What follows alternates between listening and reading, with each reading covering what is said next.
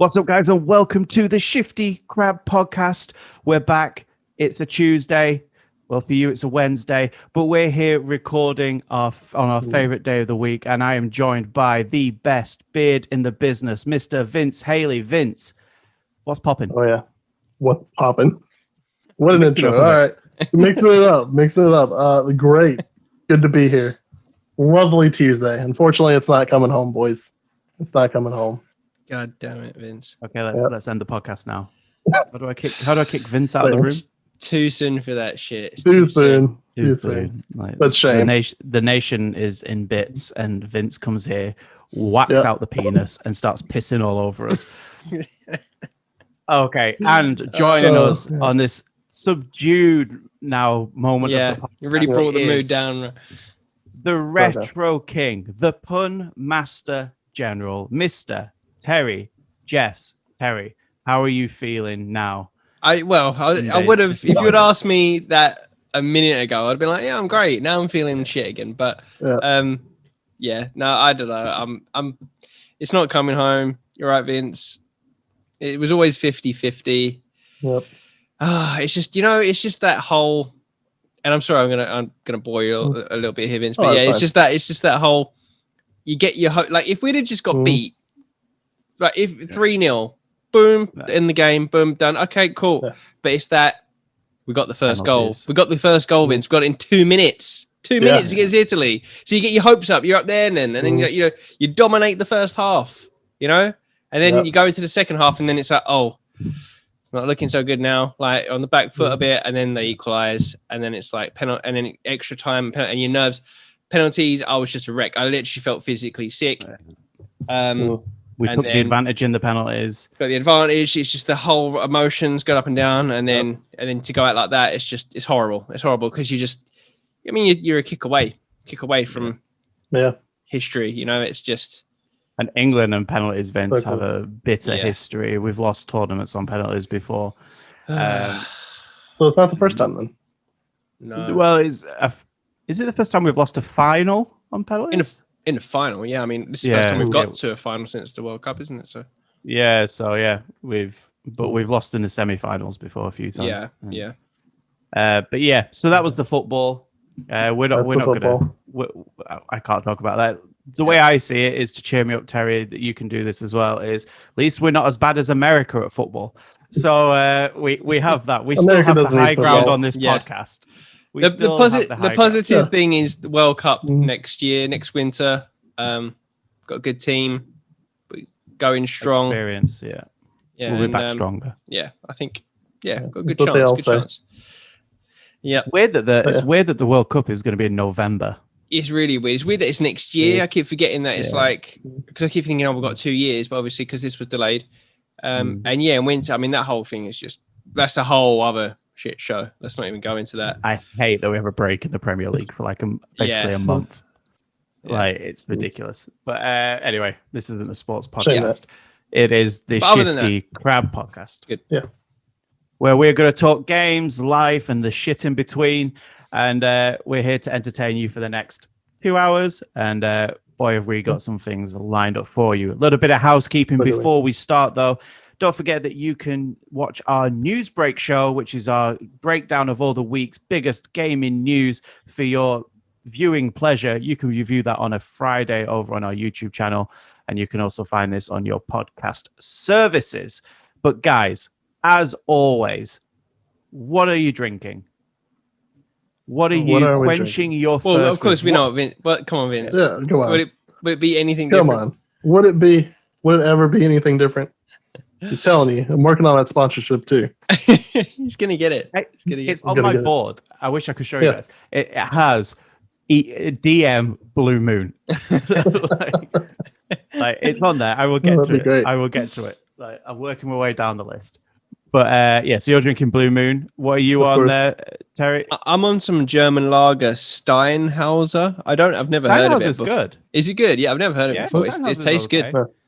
Yeah, it's quite I think it's like the German equivalent of like Foster's. It's their cheaper beer, but it's not when you're over there. But it does the job. Because we had family over for the football on Sunday, and obviously I had a load of beer. They brought a load of beer. So the fridge was just stocked out. So I'm just kind of drinking the leftovers, really. So, but yeah, It'll last you for the rest of the month. Steinhauser. For sure. You want that sponsorship? Well, I've got a bit more upmarket. Yeah. Steinhauser, if you're watching. No? Stella Artois. Stella. It's gone for Belgium. Because it was Casey's gone for birthday the wife this beater. Weekend. For the wife. Well, that's a bad time to say that when I say because it's Casey's birthday this weekend. Bad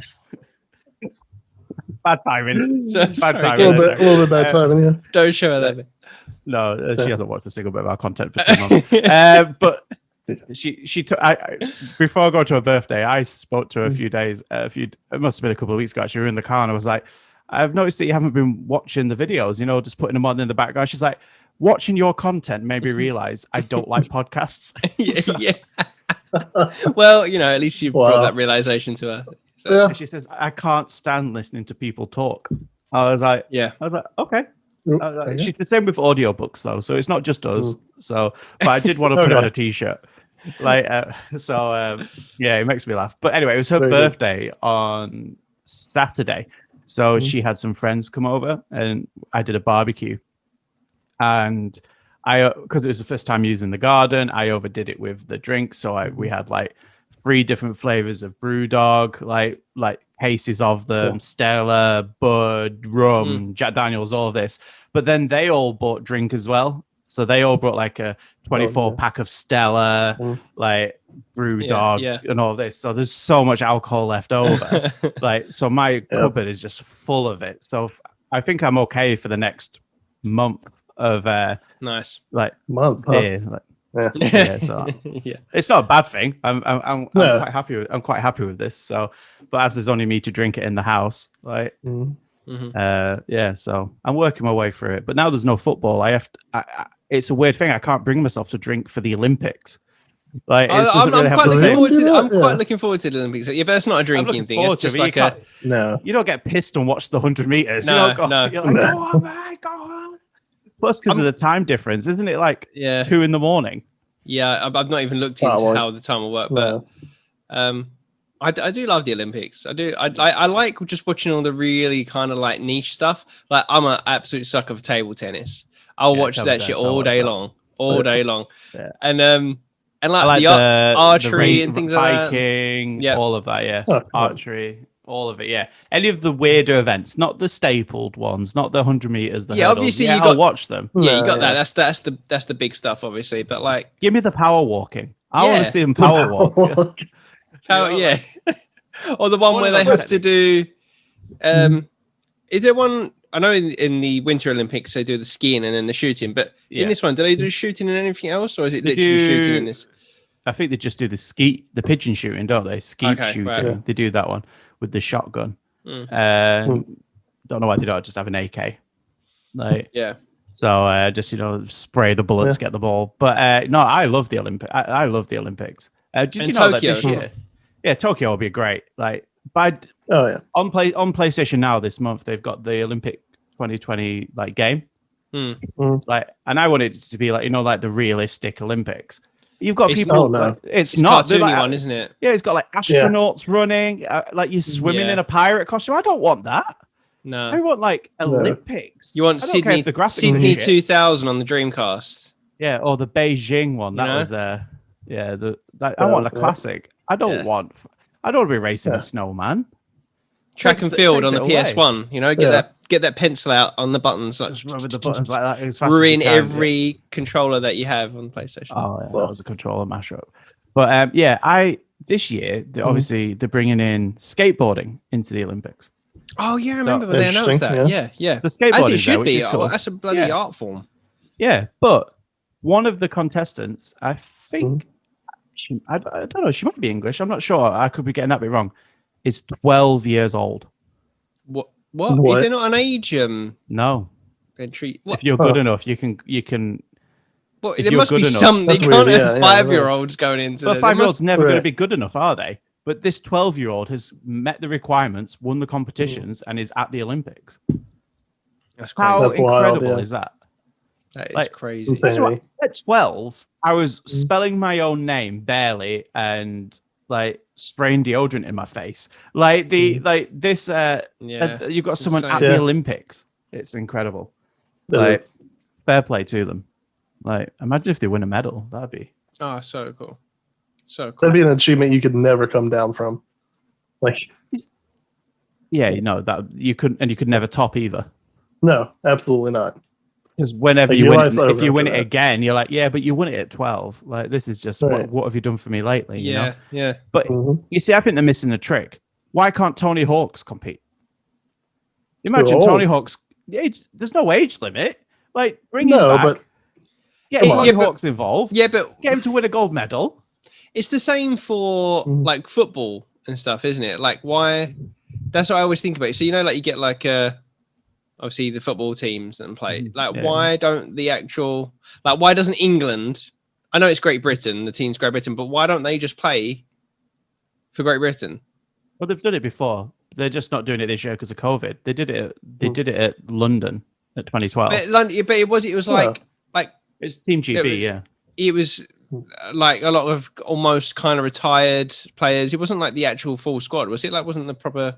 Not I remember. I can't remember, but I think you had a few. For example, Mo Salah wanted to be at the Olympics this year for Liverpool, and we said no. Because it's not an FA thing. We have no obligation for him to go, so we said no because he'll miss the start of the season.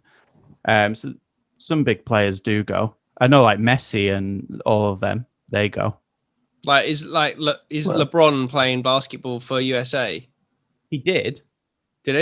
You can't. Yeah, probably when he was young. You're not allowed to if you're professional. It's right, like boxing. Once you've gone professional and you've got a paid contract. Right, okay, got it. For the boxing and for that, you can't then go and represent your country. I think NBA is the same. So, speaking of LeBron, well, that doesn't make sense. But yeah, are we talking about Space Jam here? Who's watching Space Jam this weekend? Oh, I really want to go see it. I'm scared. Like the first one is so good. Well, bad and good, but it's so good. Yeah. It's like this is never going to be that. No, but it will be but it could be for the new generation. Like the kids are excited to go see it. I think that I see everyone talking shit about it, right? And I imagine all of our parents were talking shit about Space Jam when we were watching it. They can wash out their mouths. Maybe. Everyone's going, absolutely. It's just like it's all commercialized, trying to sell you stuff. What the hell do you think the first Space Jam was? That's what it was. But it was good. Yes, but the first one you're forgetting had Bill Murray. The first one did have Bill every Murray. film that has Bill Murray is up here. Yeah, it does put it up a little bit more. And it was at the height of when Space Jam came out. I mean, I was so excited because that was at the height of like Looney Tunes. Yeah.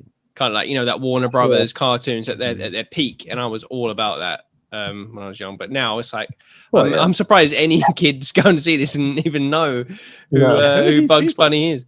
Yeah, we when I worked abroad, when I was sometimes working with the kids, they'd have like a cool down hour so if the younger kids, they'd go upstairs into the air conditioned rooms, and there'd be like a big screen, and they'd watch cartoons.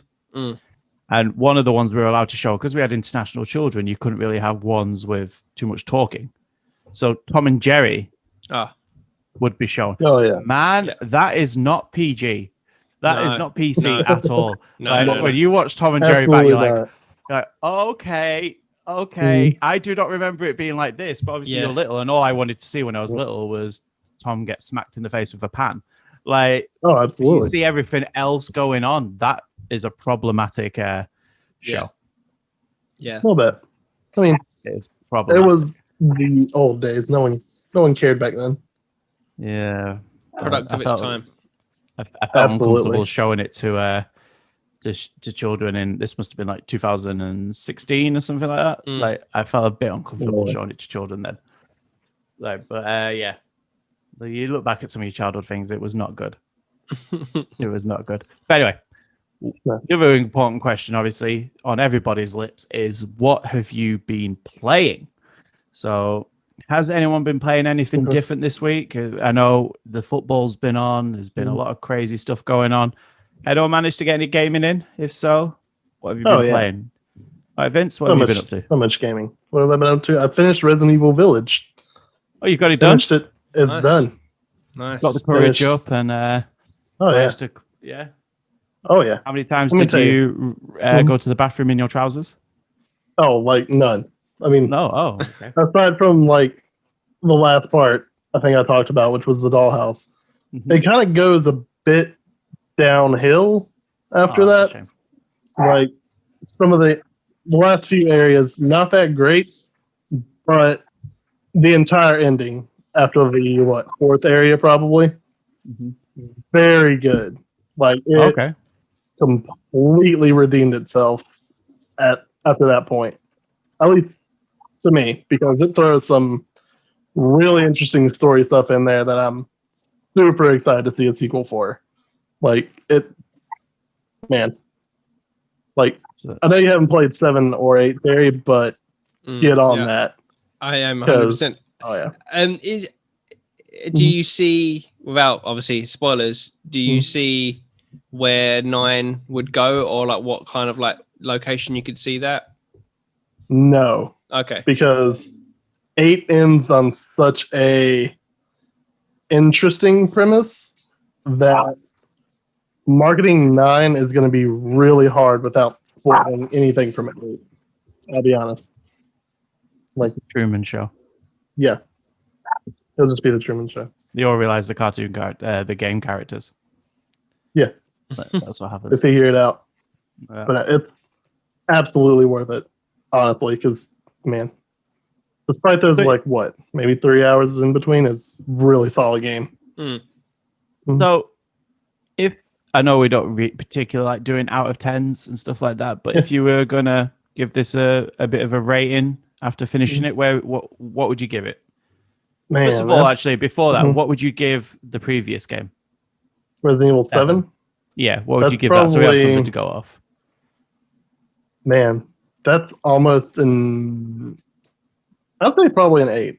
I'd probably give that one an 8. Okay, so what would you give Village?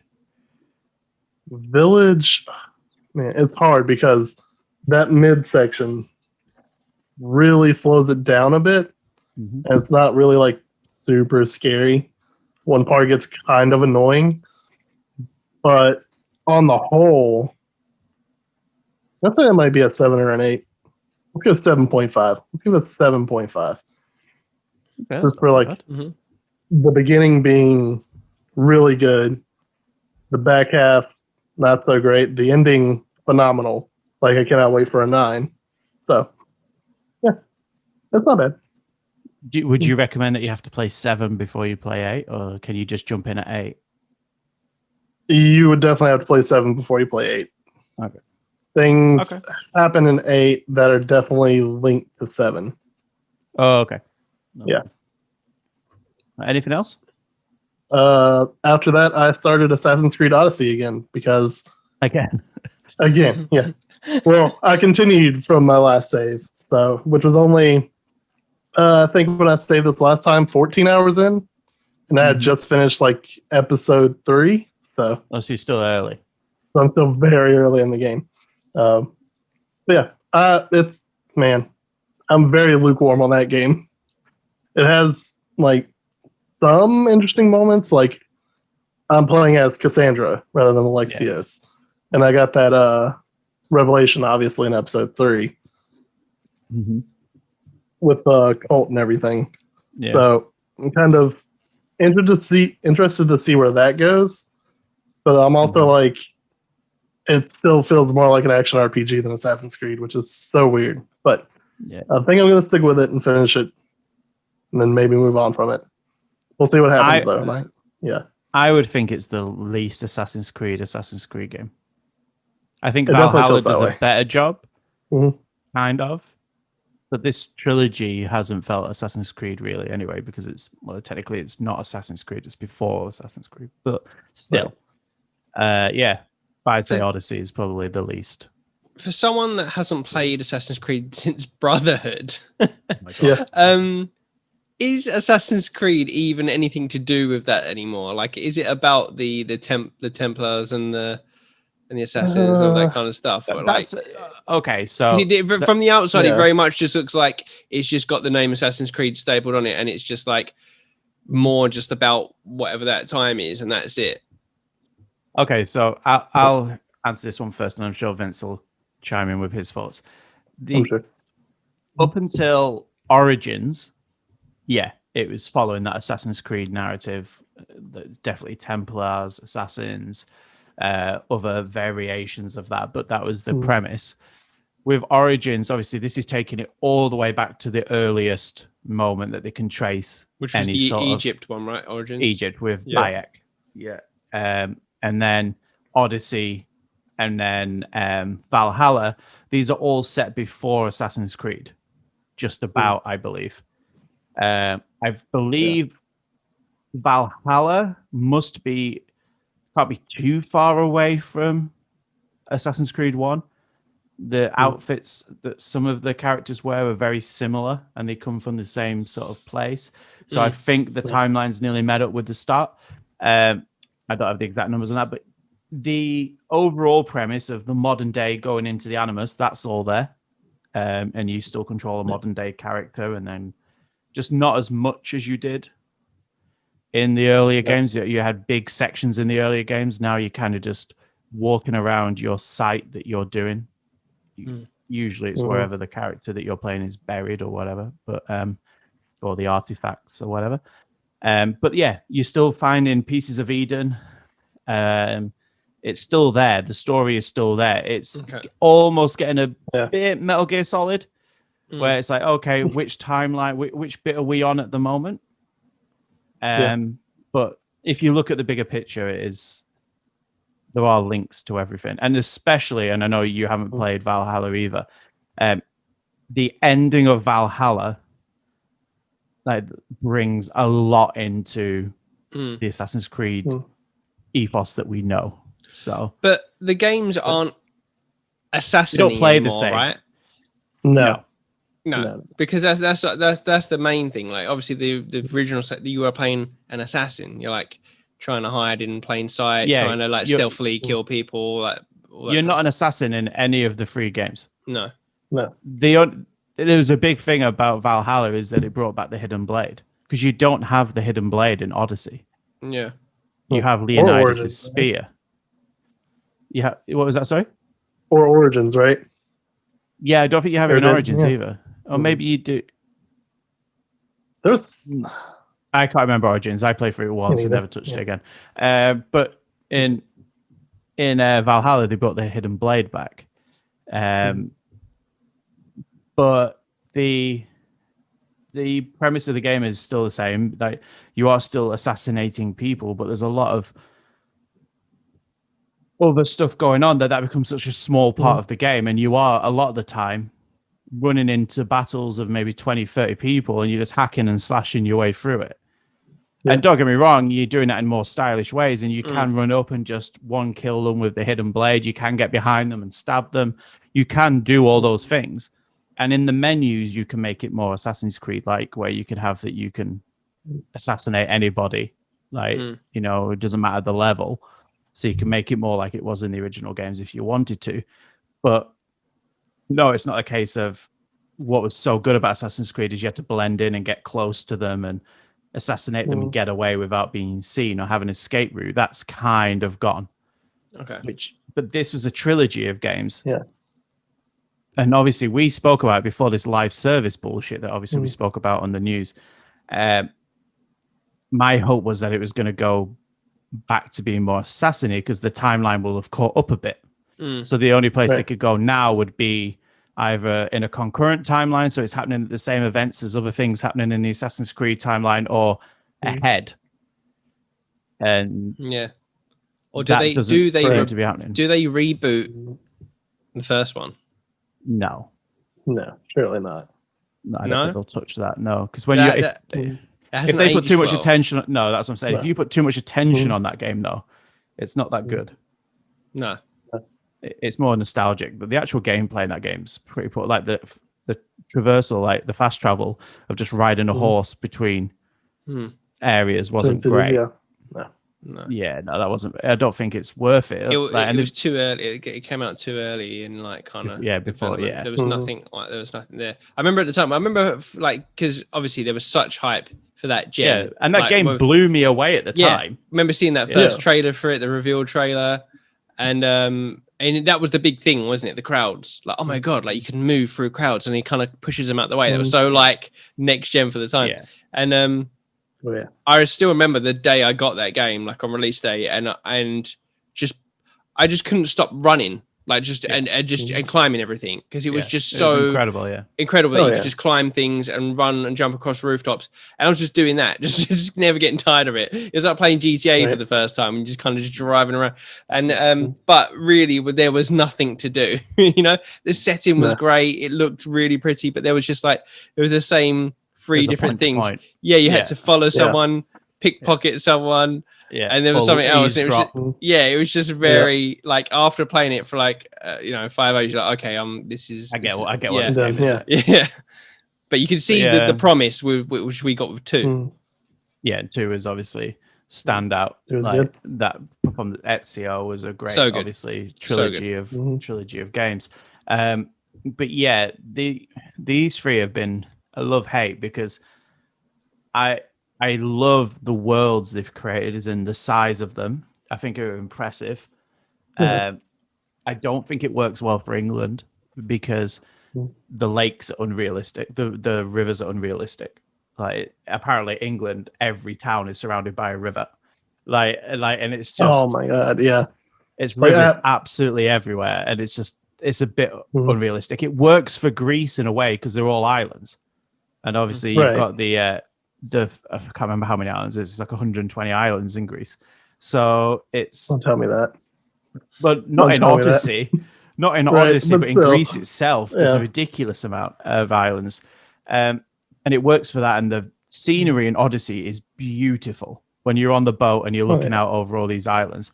And I have a soft spot for that game anyway because it's Greece. But I just wanted the next part of the series to kind of go back to being an assassin. Because bear in mind, in this trilogy, they never call you an assassin because that word isn't a thing. No. You're the hidden. In the first one, in Origins, you're nothing for a while, and then at the end, they call you the hidden ones. Like, and then you're not a hidden one you're not an assassin at all in Odyssey. You're a mercenary. You're a mercenary. And in the third one, and this isn't a spoiler because he does this very early on, he says he doesn't want to be one, and he never is one. He's like, no, thank you. I'm good. I'm a Viking. Oh, yeah. See, he never is one. He's not even a hidden one. The Assassin's Creed Valhalla is basically a game where he decides that he doesn't want to be the assassin. Like, he's like, no, I'm a Viking. I like to run into places and absolutely cleave people's heads off. Like, I don't want to sneak around. So, it's... The series has taken a turn for these 3. They've been great in other ways, but they're so far off the gameplay of the originals. And there's less to traverse. It's not just tall buildings everywhere anymore, where you could leap from building to building. It's like, I'll climb this building, then I'll hop down, get on my horse, go to the next one. Do you know, it's so funny? When Brotherhood came out, in between, like while I was playing through it, we went to Rome. Oh, yeah. And it was so cool because it's like I was walking around the streets of Rome, and obviously it's like not exactly the same, but there's like roughly like the layout and stuff. Circus and Maximus, and we were walking around, and I almost pretty much was kind of working out. I knew where to go, like how to get to the Pantheon and how to get like to the Colosseum. Like it was just like so weird. And we're inside the Pantheon. I'm looking around, but I'm thinking, yeah, I know how to scale this. I'd climb up that bit, and like... your wife turns around and you're halfway up a wall going, oh, yeah, I was like, oh, no. There's a loot chest up there. No, there isn't. Okay, I'll come back down. Yeah, and then coming back from there, then then playing through it. It's so cool. That one always stands out in my mind. I feel like that with GTA 5 because obviously it's so heavily produced on LA, like, and you see things in films, and you're like, seen that in GTA.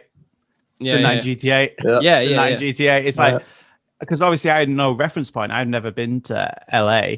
So I was just kind of like, oh, this is cool. I'd seen LA in films, but now because I spent so much time in GTA, and then you see like the aqueduct, what's it called in the middle, like the lake bits, and the all the bridges look so spot on. I'm like, I know exactly where this is in GTA. I'll drive there. It's great. And what's funny about Odyssey is I met my wife in Kos, which is a Greek island, and you can go to that in Odyssey, and you can stand on the point where I met my wife.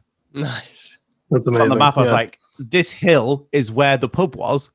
Like this exact hill. I was just like, this is where we met. And I told her that, and she went, oh, yeah, that's nice. Yeah. Yeah. Okay. Whatever. Yeah, that was right. Yeah.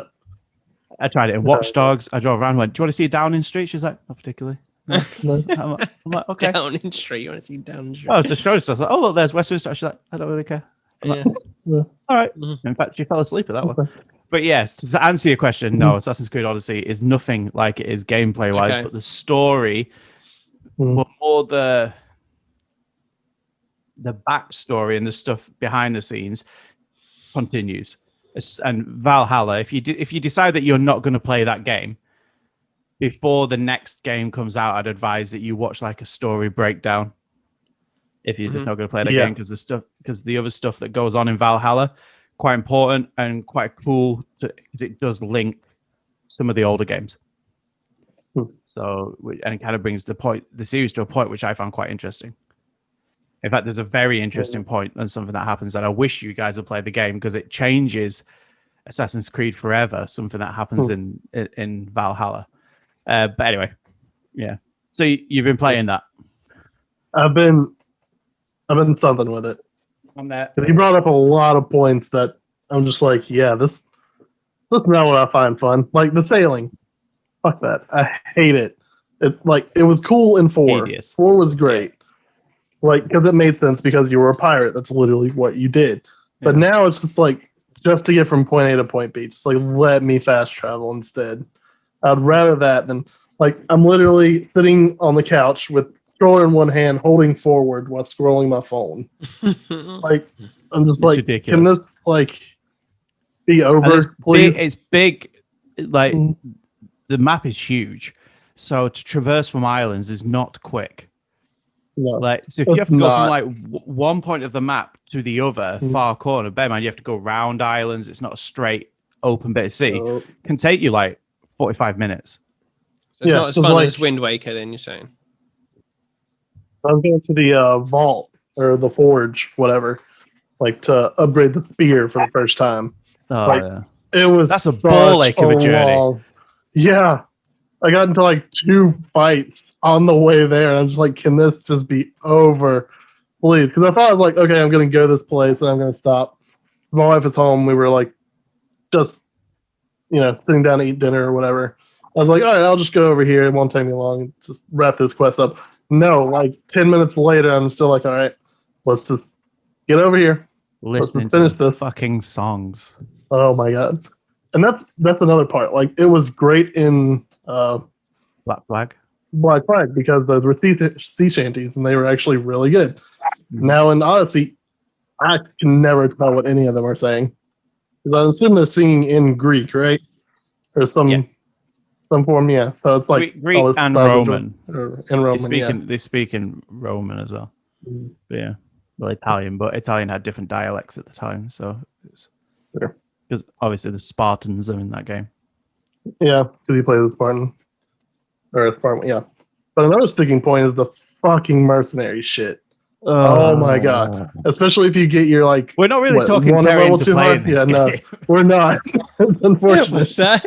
We're not talking you into playing this game, really. No, I mean I wasn't sold on it anyway, and now you guys haven't convinced me.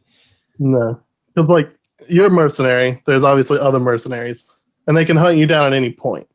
So like you also have like a GTA style like wanted level for mercenaries. So if that gets too high, they spawn more near you, trying to find you and hunt you. These mercenaries are like much tougher enemies that will hunt you down across the map, and they have high levels. So they go to like level 50. And a level 50 can find you when you're level 2. And will literally sometimes stand on you and you will die. Imagine being on a main mission and you run into one of those guys. Not fun. It's not. Or maybe 2 or 3 sometimes. They just And they're pop up actively sometimes. hunting you as well. So if they see you, they're after you anyway. Yeah, But, which is God. Anyway, there's it's okay. Really cool mission in Valhalla actually that can stop that happening. They're still there. Really? But yeah, it's quite early on. You get a letter. You have to run, sprint to a statue, and you can burn the note in there that has your name, and it stops the mercenaries hunting you. Oh, that's so merciful. Yeah, you still have to hunt them, obviously, because it's Assassin's Creed. Well, yeah. Everything's And a then- fucking mission. And then they give you the cult stuff to do too. Like, Yeah, I have it's a 2 lot. lists of enemies that I might want to go kill if I care enough, which I don't, by the way. It's like, stop giving me so much to do. And the cultists Like, need clues, so you have to go find clues to find the cultists. yeah, And there's like, how many of them? Like 25 of them? 30? roughly. There's a lot. And then there's also like Yeah. 20 mercenaries. Like, Yeah. oh, it's a lot. And the worst part about the mercenaries is they keep refreshing. Like, you'll kill one, then someone else will take his place. Yeah. Like, so they're never ending, essentially. And they might travel with a tiger for Mhm. reasons, or they might be immune to long range. Yeah, or Right. poison for some reason. Yeah. Okay. Anyway. Any more questions, Terry, about Assassin's Creed? Yeah. No, I was just going to say, you have not convinced me at all to jump No. back on this series. But if I had to play one Assassin's Creed game that I haven't played, it would be Black Flag. And I don't know why I missed it at the time. Absolutely. But I've always been like wanting to pick it up because it just looks like a really cool pirate sim. Like, it looks like the best pirate game other than Sea of Thieves, which obviously looks really cool as well. Flag is probably my second favorite Assassin's Creed game. Yeah, it's It's so good. very, very good. I'm controversial though. Even though I love Assassin's Creed 1, I love Ezio, and I love Altair. My favorite was the third one, and I know that is an uncommon opinion. Okay. But I only played the beginning of it, and I just didn't. Really the beginning carry on. is shit. Yeah, when you I actually just- become, yeah. when you actually become your is it Connor? Yeah, Connor, yeah. yeah. Then it opened up for me. But I really love that period of history, like the American Civil War and the American Revolution, the Boston Tea Party. All of that is such a cool like era of time for me. It's like, and I love studying it. So that game was right up my alley. Like, right. I was like in love with that game, like because of the characters that you got to meet. But yeah, It's very good. Gameplay wise, it's not as good as Black Flag, but No, it's still good. At least the sailing part in that was optional. So. True. Do you think you're gonna get? Do you think we're gonna get Skull and Bones? No, that game is actually game's gone. That's actually going to be the next Assassin's Creed game. It's now live service. Yeah, it's just going to be all sailing. Yeah. Yeah, that's seriously. Why haven't they done like Japan yet? I don't know. They're just is that one's like that's what everyone's been asking for. Everyone wants a samurai Assassin's Creed game. They really want that sort of samurai experience. I know that was the first one, and then like many periods of Japanese history would be so good for the game. I think that they just don't have a good enough story to tell in Japan. They're not. They can't think of one. Small spoilers for Assassin's Creed Odyssey, but last time I played, you come out of the Animus and there's like your crew or whatever that you get to talk to, whatever, and one of them is a Japanese assassin. Like, you can do it; it's in there. Like, just do it already. Just do it. Yeah, they always talk about missions going on in Japan when you read the emails and stuff like that when you come out of the Animus. Oh god, I cannot be bothered to read all that. Like I pulled up that screen and there's so much. Like, no, I'm not reading. What I really like though is that Nolan North is still voicing Desmond. Like, in the point that they have like audio recordings of him from when he was like there, and he's still popping in and doing the voice. Like, good for him. There, but it's a shame. I do love Assassin's Creed, but it's getting harder and harder to love. It really is. If they did a full remaster of Black Flag on current gen, I would play that in a heartbeat. Well, absolutely. That game was so much fun. Right. Anyway, anything else? Any other games you've been playing, Vince? Or is that that's it? Yeah, that's pretty much it. Okay, Terry, do you want to go next? What have you been playing? Yeah. Is it Assassin's Creed? It's not Assassin's Creed. No. But you guys did mention a Spartan. Mention a Spartan. We did, yeah. And I have been playing as a certain Spartan, and I have finished God of War. You finished? Oh, finished. God of War. Okay, so there will be spoilers for now. There will be spoilers. So if you haven't played God of War, get out of here. Come back a little bit later. But seriously, wow. That's all I can say. That's all I can say. What a game. Very good.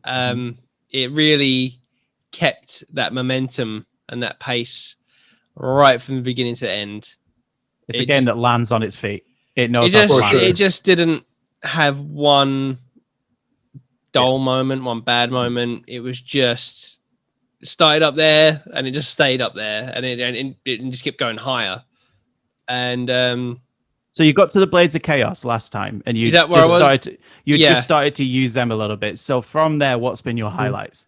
Oh man, there's just so many. It's just like one of the biggest highlights for me was the I guess it's the second from last battle with Baldur.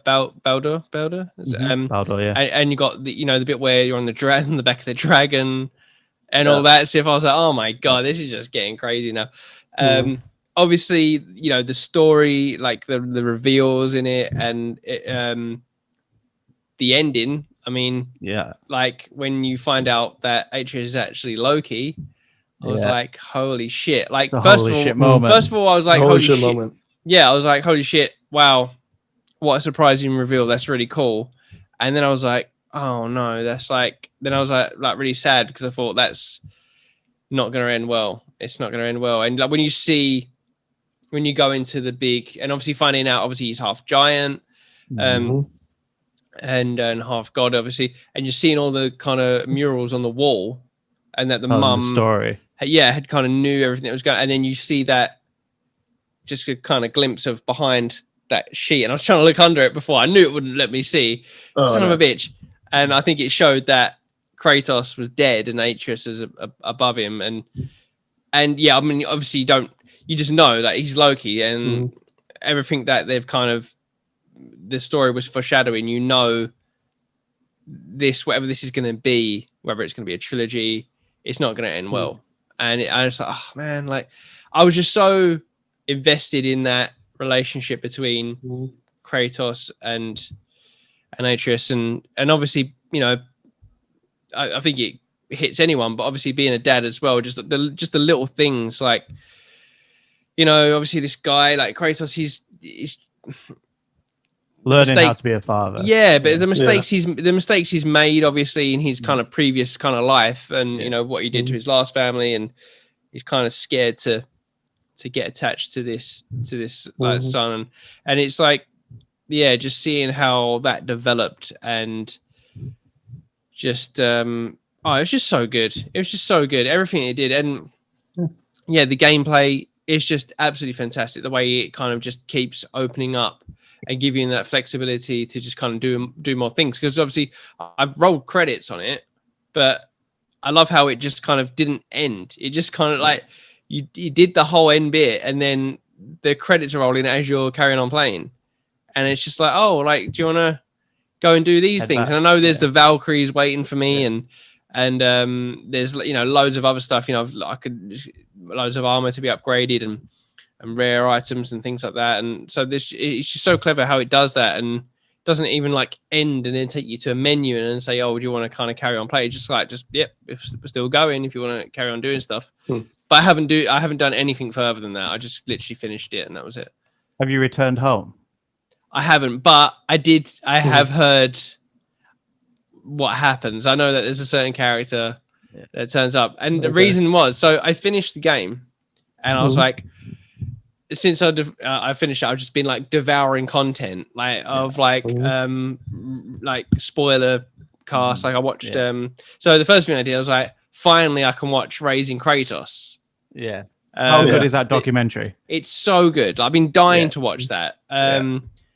and it's such a good documentary. And honestly, man, I was getting like emotional watching that because that is just knowing just how much work they put into that and what they sacrificed, like making the game, which is really weird that, they kind of tied into the story, like how much like the staff members missed out on time with their family. I can't remember the actor's name who plays Kratos, but how he was kind of putting in that energy that because I think he used to be on, was it Battlestar Galactica or something? Yeah, like he was that? on or Stargate. And stuff had dried up a little bit for like 10 years, and I think that he didn't see, but he said in the documentary like he missed a lot of his kids' childhood, and like he was putting that into that, and there was such a well-made documentary and brilliantly put together.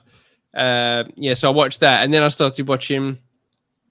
I watched the kind of funny spoiler cast where they had Corey on, and that's when they were talking about that bit where if you visit back home, and you can speak about it because obviously it's spoilers are allowed. I know. They see Thor. That's all I know. I know you see Thor, and it's like a kind of similar to like a post-credit scene from a Marvel film. Is it like that? Yeah, very much so. Yeah, but like I say, I haven't seen it yet because I literally just finished it, and that was it. But I will go. I don't think I'll go straight back into it. I think I will.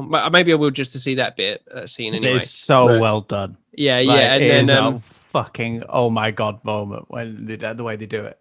I will probably come back to it at a later date to do all the other stuff, like 100% it and all that kind of stuff, because I do definitely want to do it because it's just, oh my god, I just want more of this game. It's just amazing. Yeah. But now I'm just kind of like watching. Like I started watching the Easy Allies one where they had Corey on the spoiler mode, and just like all this content that I had to just completely like ignore and deflect when it was all coming out. I can just really enjoy it now because this is I want to say, as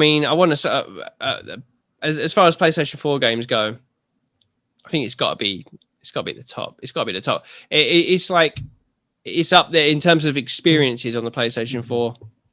It's up there alongside Final Fantasy VII Remake for me, like in terms of just like high praise. Yeah, obviously like with Final Fantasy VII Remake, that's I'm playing that through a different lens. I'm like as I was playing that, I'm seeing it through nostalgia. I'm like kind of replaying my favorite game ever made. So like it's different. So if I was to step back and go, okay, like as an original game, like what was the better game that I could kind of recommend? It would be like God of War, 100%. It's just absolutely standout achievement. It does make me so excited for what's coming. I'm so glad that I've kind of got it done now because I know we're just enjoy all the hype now. Yeah, exactly now because now when we see a trailer, I'm just going to so appreciate that so much more, and I've got such an attachment to that world, and I just thought it was so clever how they. And again, watching the Raising Kratos and seeing how they did that, and the challenges of like, okay, the first games, the first, like, especially the first two games, like were incredible, but then it did get tired out. Like I really enjoyed 3, but then like Ascension, like I said, I didn't even bother playing because I didn't enjoy what I played of like the demo and stuff, and it was getting a bit tired, and Kratos was very one note, and to see how they tried to tackle that. And okay, how do we reboot this game? But like, it's not a reboot. It's so clever how they did it. It's like it is very much a sequel, but done it in a very clever way. So that's the thing I was so surprised about this. I thought this was going to be we're rebooting it, and now it's set in this land. But there was so much payoff for like long-term fans, like and people that played those original games. It was. Yeah, just incredible, so good. And the bit where we watch when Corey sees the review scores for the first time, burst into tears. Yeah, it was just like wow. Yeah. I was like proper welling up. It's such a good documentary, Raising Kratos. It's probably one of my favorite documentaries related to gaming, or even in general. Really, it's such a well done documentary. Yeah, like where it's a very honest documentary as well. Because they talk about the struggles and they talk about how it was not going well for a while. Yeah, and the E3 stuff's really cool. when it's so. Oh god, that was so cool. Goosebumps when just seeing them, like and the composer. Yeah. Like it's just so cool because that was already a standout moment in my mind anyway. But seeing them build up to that and not like they had no idea, like they genuinely like he's driving to that car. He's like, I don't know what the reaction is going to be. Like, I don't know. And then seeing all the cuts from the people people's reactions online or watching like live reacts. That's just so cool. Love it. And that he's playing it live. Like he's playing the game live, playing just it live, screen. not just playing it live, and the composer is composing the orchestra to his gameplay. Like it's insane, ridiculous. It's absolutely insane. Such a hard way of doing it. It's such a hard way, but it paid off. It paid off big time. And that when they took the music and that doom doom doom, music was so good. It's just everything about it was just and I was when I finished watching it, I was like. It brought me back to thinking about when Ragnarok or whatever it's going to be got delayed, and Santa Monica were getting all that hate, and then Corey had to put that post on. From what I remember, I can't remember what he said, but saying don't blame the team, whatever. And I'm thinking, and I know this is just last time. Yeah, exactly. I know this is such one of the greatest games. Yeah, this is such a tired thing, and you shouldn't even have to explain this, but. If you're that invested in this game and you're a fan of it, that you're pissed off that it's delayed, surely you've watched this, this documentary, and surely you've seen what it takes from these people and how hard and how they have to keep moving.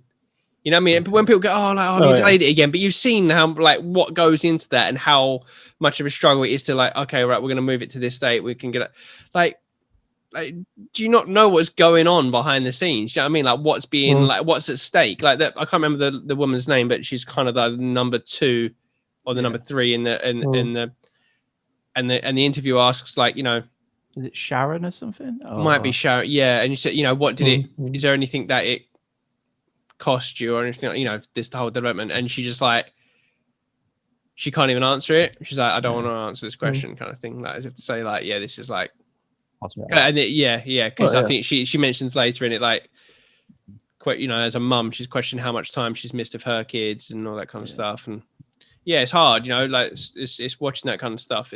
That was the hard stuff. What did you think of sorry, go on, Vince. What's the problem, right, is people probably don't see that. They just think game development is press button and game made, which is very, very wrong. There's so much that goes into it. There's so many hours kind of taken out of people's lives to make this thing that you like. And people just don't see the other people behind these things, and it's annoying, and it pisses me off every time I see anything like that. Yeah. All the time. That's a shame. What did you think of the reveal, obviously, about her being his mother? I wasn't expecting that at all. I think to be honest, as I was playing through it, I wasn't really trying to theorize anything or work stuff out. So every twist and turn that he took, I wasn't expecting it. That was really cool. I thought it was clever how it played on the expectations, because when you kill Baldur, I thought, oh shit, that's it. I've just created the villain, and that may still be the case. I don't know in the next game, but I thought this is it now, because she says she went ape shit, didn't she? She's like, basically, I'm gonna kill you. Yeah, I'm gonna rain down every terror on you. I was like, oh shit. So here we go. But she didn't, and it was just okay. So that was clever, and I'm thinking, oh, that's gonna be this kind of end boss, but no, that was it, and everything. It played against every kind of expectation you thought it would go, for me anyway. I just loved it for that. It didn't there was nothing in that game that kind of felt tired, as in it'd been done before. It was just perfect, really. It really was a perfect game, in terms of pacing and stuff like that. It's one of those games, but it's a weird comparison for me, but when I talk about Goodfellas, as that. You know, I feel like a Goodfellas is for me just a perfect movie in terms of like from beginning to end. There's no fat on it. It's like there's just like it's just perfect pacing, and that's how I feel about this game. It's just like there's nothing I would kind of take out of this. It's just like just perfect from beginning to end. It's just and that's really an accomplishment, I think. Yeah, it deserves the moniker of masterpiece. Yeah. I think some games get that thrown around, and we've all been guilty of it. But God of War does genuinely deserves like that title of masterpiece because the game was an epic story set through epic gameplay, like, and every part of that game you look at it and go, "That's incredible." Yeah, someone else brought it up as well in one of the podcasts I was watching, but it's a really good point in that it's this story told like it's obviously on a grand scale, and you're talking about all these gods and stuff like that, but the actual story itself is very contained, and you're not like a big part of it. You kind of are by the end of it, but it's just very much this story of you and your son, and it's just kind of moving through this world, and everything else is happening around you. And I thought that was really clever how they managed to just have this small kind of story. It's not like you're like in the original God of War, you're like, oh, you're going to open Pandora's box, and and you're going to go kill Zeus, and like it's just like no, it's just like this is what it is, but you're just kind of moving through this world, and I loved it about that. A child learning to become a god, and a god learning to become a father. Exactly. Yeah. Is that the roles are so reversed, but both equally difficult. Very similar to like I was saying before, like to Logan, and that's why I love that film. In that it was like set in this kind of world where we know all this like these characters and crazy stuff, but it was literally just about this one character trying to protect this girl, and that was it. It's just a small story being told, and it was a very human story. And I loved it. Yeah. So good. It is raised the bar for me, which I knew it would. And this is why I was very methodical in playing other games before it, like Horizon and stuff like that, because I knew that anything I play after this is going to be hard. It's going to be hard to follow. Is that the last of the big PS4 exclusives that you haven't? But what else have you still got on? I mean, there's like. Did you do Ghost of Tsushima? No, I haven't seen like anything like post 2018. I'd give it some time. I wouldn't put God of War next to Ghost of Tsushima. Yeah, that's what I mean. I haven't played Last of Us Part 2, Last of Us Part 2 is probably the only game I think that could compete. Well, it does very different games, but very different games. Yeah, both very well done. But what are you thinking is going to be next on your back catalogue, or do you think you're going to go for something a bit more recent? So I think I've taken that down. I think I want to play Final Fantasy VII Intermission, the DLC. So I think I'll probably do that, but I don't think that's too long. But after that, don't know. I've got a few things on the list, so I have to see. Okay. Should I throw in an Assassin's Creed? No Assassin's Creed. No, I ain't got no time for that. Maybe it could be the game that I have just rolled credits on. What is that? Oh, what you got? Which is also on PlayStation now. As of now, it is Red Dead Redemption 2. How have you rolled credits on that? When did you start playing that, Adam? About a week ago. Jesus Christ! How is that even possible? Did you just like rush through it? It's the only game I've played. How many hours have you put into that to finish that? Well, about 50 something. Wow. I haven't been going to bed at the same time as my wife. Let's put it that way. Okay. Yeah. So and you two haven't played this game, so this is and I've spoken a lot about this obviously previously, and I know when your computer decided that it didn't want to be on the podcast anymore last week, our news break, me and Vince made a deal. And I have lived up to my end of the bargain. The deal was that I will send Vince a custom T-shirt that I have designed purely for him and Shifty Crab, which I have the shipping information. I have designed it and shipped it. If he plays Red Dead 2. Red Dead Redemption 2, as soon as it goes either on to a very good sale or onto Games Pass. Yeah. He has to play it and complete it. Like, it has to roll credits. So I'm going to keep it very brief because I've spoke about it a lot, but I've finished it for a second time, and I genuinely think that you will like this game, Terry, because of God of War. Yeah. Let me make this clear. Yeah. You think you will like it. You just haven't got time to play it. I know Red Dead 2 is going to be one of my all-time favorite games. Yeah. I just know that because Red Dead is. And I, like I said to you before, I want to play this in the best way it can be played. And I'm waiting, like, I want to play this like in a next-gen versions. I'm waiting for them to announce something so it comes out on PS5. And I know I can play it I can play the PS4 version, which is going to be upscaled and stuff. But I don't want to play the PS4 version. I want to play this like literally just to the absolute max. But we'll see what happens. If nothing gets announced, then do you know what? I'll just settle and I'll just play the PS4 version and I'll get it in the sale anyway. Well, obviously it's on PlayStation now at the moment, so you could download it for free. Yeah. Which I don't know how long it stays on PlayStation now. It's usually a couple of months, isn't it? So you've got plenty of time on that. What I will say, there's a few things now finishing is, and this is a weird thing to say, and I'm sure I'm going to cause a little bit of controversy here. This is the best looking game I've played on the PlayStation 5. Like, really? It is I can see that. Stunningly beautiful. Like, it was already a good game. Looking game on the PlayStation 4, but on the PlayStation 5, with just the natural upscaling and up-resing that it does, incredible. And playing through this game is, and bear in mind, this is the second and a half time I've played through this game. Like, so I've played through the first half of this game a lot. And it is,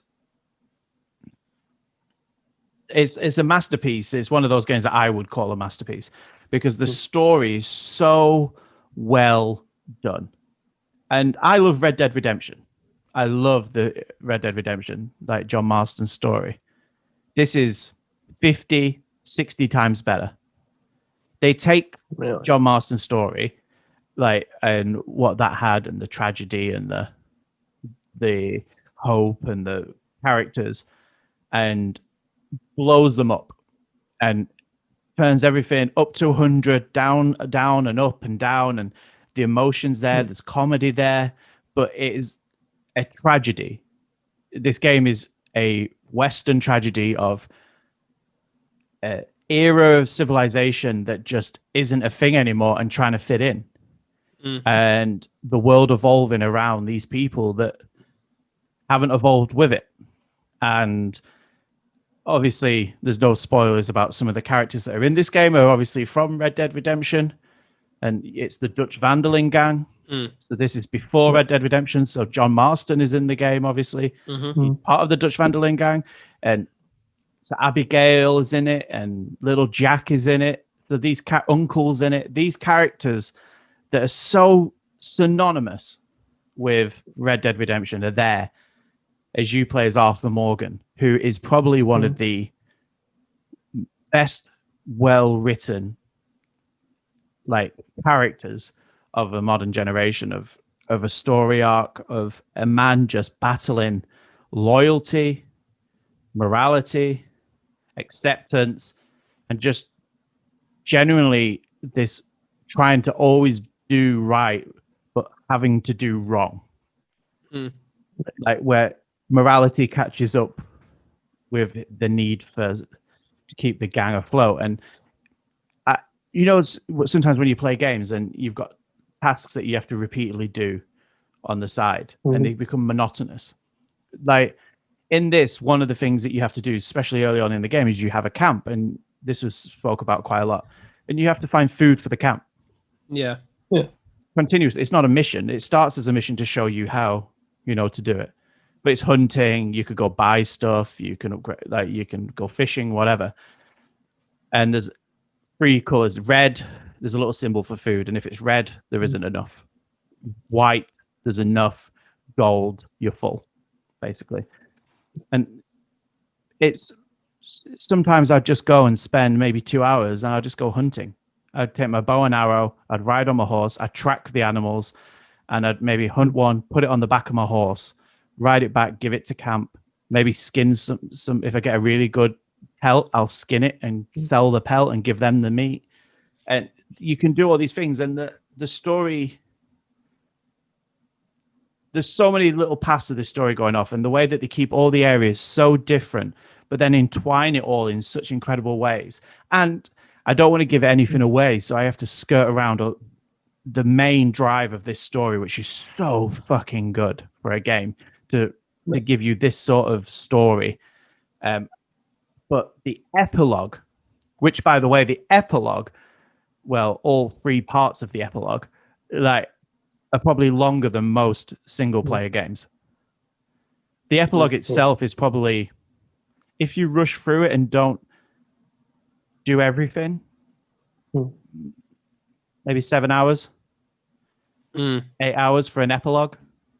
Like, it's incredible. It's the best epilogue I've ever seen in a game. Like, it is incredible. Like, for me anyway. And I think it's so fundamentally, it's like a great paced, great told story told by people that really want to tell the story. If you take out Red Dead Online, which I think is a mess, and I won't touch it, but Red Dead Redemption 2 is a game. Oh, it's so good. And yes, it has the detail that some people hate, like you have to clean your horse or feed your horse, but you can do that while you're riding. I loved all that. I loved so all that, good, though, you know. And you build up the bond with your horse, and the more you build your bond, the more you can do stuff. So if you get it to level 3 bond, for example, you can kind of turn around corners, kind of like a handbrake almost. He skids a little bit, and you can keep the pace going. And there's different types of horses that are faster or slower or stronger, and they build up their stats as you build with them, and you build a bond. The bigger the bond, the further you can whistle them in from, like all these sort of things. And they get spooked, and you can pat them as you're riding to keep them calm. And you build this thing up where you want to keep that horse alive. To the point where I have been chased by a gunman, and I have jumped off my horse and smacked it and told it to flee, and turned and faced about 30 gunmen to keep my horse safe. Because I don't want my horse to get shot, because your horse can die and that's it. It's dead. Like, and you can have multiple horses, the stables and stuff like that. But there's also your beard grows and your hair grows, and you have to trim it, and it grows over a natural period of time. Your weight goes up and down the more you eat. But in real time, if you eat one meal, it's not going to do anything. You have to eat regularly and continuously, and you can and the smell, you have a smell on you, and your clothes get stained. If you fall in mud, whatever part of the body lands is going to be covered in mud. And if it rains, it starts to wash off with the streaks. If you're wearing a white top when it rains, it starts to go see-through. Like, it's so realistic. You get different, like, it becomes almost compulsive at times of how, if there's a certain way that you want to play your game. Like, if you get punched, your hat will come off. And then you might, if you're a person who really wants to wear the hat, you'll be looking around on the floor trying to find your hat to put it back on. Like, or you can grab one off your horse. Like, and if you go into certain climates, you're hot or you're cold, and that can affect your stamina. And the characters are, the Rockstar characters, but they're not. If you see GTA characters, usually a bit goofy and a bit, everything's dialed up to a 10. Like, that's not the case in Red Dead Redemption. They're not. You just meet some genuinely just nice people who are just trying to get by. Like, and yeah, I thought it was fantastic. And the whole time I've played it this time, obviously now we're doing Shifty Crab, I'm like, man, these guys need to play this game. Yeah. Because it's not a sense of I told you so or anything like that. Because it really isn't. I don't care. Like, I just know that you will both thoroughly enjoy this game, especially you, Terry, because I know this is right up your alley. I must have put like at least 10 hours into it, and I loved everything. I mean, I didn't get that far into the story. I think I was on like chapter 4 or chapter 5, but I was just spending so much time just exploring the map and hunting and upgrading my camp and that kind of stuff. And I liked in the way. So you played some of this game? Oh yeah. I thought you hadn't played any of this game. No. I got it on release day, and So it's just you, Vince. I played it. Yeah, that's just me. I played it. Like I said, I put a lot of time into it.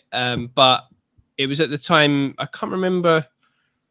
I think what year was it? 2018? Same year as God of War. It's 2018. Yeah. So I think for whatever reason, I just didn't have the time to get on it, and that I wanted to just have a chunk of time to play on it. I was just getting to play like an hour here or there, and it just wasn't like right. I was just that's not how this game used to. Yeah, I was just like, you know what, I can't. I'm not. This is not the way I want to play this. So I just kind of like stopped, and I was like, I'll come back to this another time, and I just never went back to it.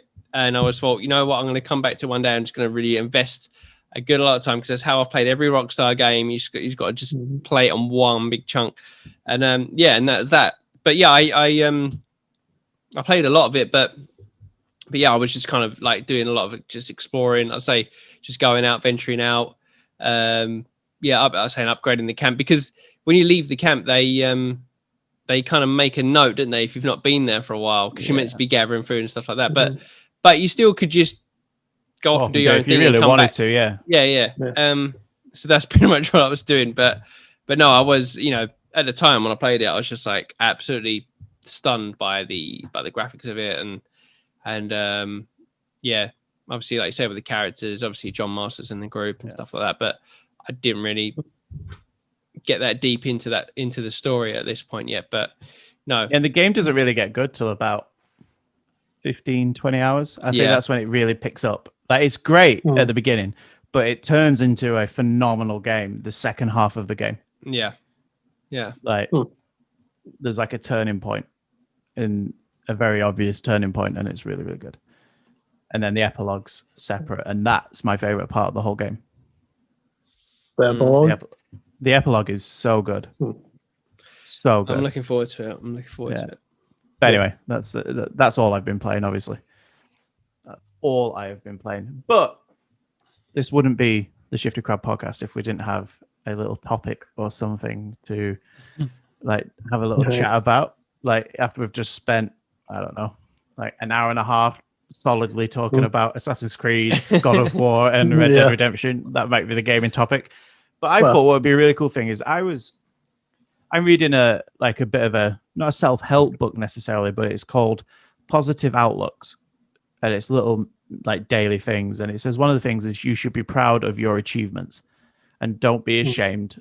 Some people I was reading about some people feel a bit guilty or think it's showing off to be proud of an achievement. And I think that's very much a British thing as well. Like some people are quite embarrassed to kind of say if they've done something good or something like that or whatever. So I thought what would be a nice feel-good moment would be to kind of just either talk or show some things that we're kind of proud of, either something we've done or whatever. I know I gave you guys a little bit of prep time on this one, as in like 24 hours. I thought about this one last night. Anyone want to go first? The silence. The silence. No. No, go on. You're not going first? Oh, no. You go first, Adam. You go first. You go first. Okay. All right. It was my suggestion, so I'll bite the bullet. So I've always been quite fond of photography. I've loved taking photos. I've never really done anything with them. I hate having my photo taken, but and I don't really like posing for photos or anything, but I love taking photos. So when lockdown started, I thought, I wonder if I could do something with my photos, put them on an Instagram or something like that or whatever. And I started to take a lot of photos. I'm going to share a few of them in Slack and I'll put them on the screen for the viewers. But I set up a Instagram, which I keep separate to this anyway. So I'm not gonna put any business on here. It's two very separate things. But I set it up and I managed to, just by hard work, basically in a space of a month, get over 10,000 followers. Nice. On the Instagram. I think it's because I haven't done anything since Shifty Crab. I think it's dropped down to about 9,000 now, but still every day my phone is anything that I get on Instagram is just that. No one ever talks to me on Instagram. So it is just purely that. But I'm going to send some images to Slack. And one of my images, the one that I'm going to send first, And before COVID, the Tate Modern were doing a amateur photography thing, and I submitted this, and it was going to go into the Tate Modern. This photo. What? Yeah. So I'm going to. That's crazy. I know, yeah, but then I never heard anything because of COVID. But I took this photo before COVID. So I've sent one to. This is the one that was going to go into the Tate Modern. I like that. So that was outside my old house. That was Purfleet, which is kind of about 15, 20 minutes from the outskirts of London, Vince, if that helps you. But near my old stomping grounds. Yeah, near the land of Terry. Yeah, it's got some Half-Life 2 vibes for that. The land of Terry. Yeah, a bit of Half-Life 2. Then this one. It does actually. It looks very post-apocalyptic as well. City 17. Yeah, it's very, very grey. It's so hard to share stuff to Slack on this. This is a bit of London for you. London tan. Oh, that's nice. London town. Yeah. I tell you what, I even did a bit of virtual photography. These are obviously going to appear on the screen, so everyone else will see. Otherwise, this would be a very boring podcast. This is a bit of God of War, actually. One of my God of War pictures. Oh, some photo mode. That's really cool. I haven't even touched the photo mode in God of War. I don't know why. It's not the easiest one. It's not the easiest one to use, but it is really good. Yeah. Yeah. So any sort of photography really, I was obsessed with, and then I managed to get my camera. So all those ones I've shown you so far were taken just on an iPhone or whatever. The one that was going into Tate, I'm jogging at the time. I just stopped and took the photo because it looked pretty cool.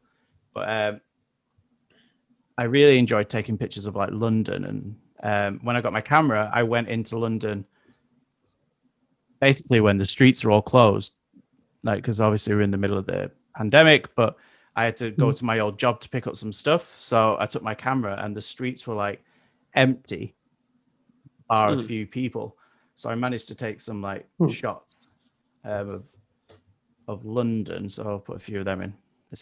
Must be riveting for you guys, but this is show and tell. So this is London when it stands. What else is London? Loads of London. Then this one, nice. What building is that? That is near the Sky Garden, near the walkie-talkie. Near there. I'll have to have a look at it again in a minute. Bit of a London bus for you, Vince, so you feel a bit London bus, huh? In an alleyway, which is standard London.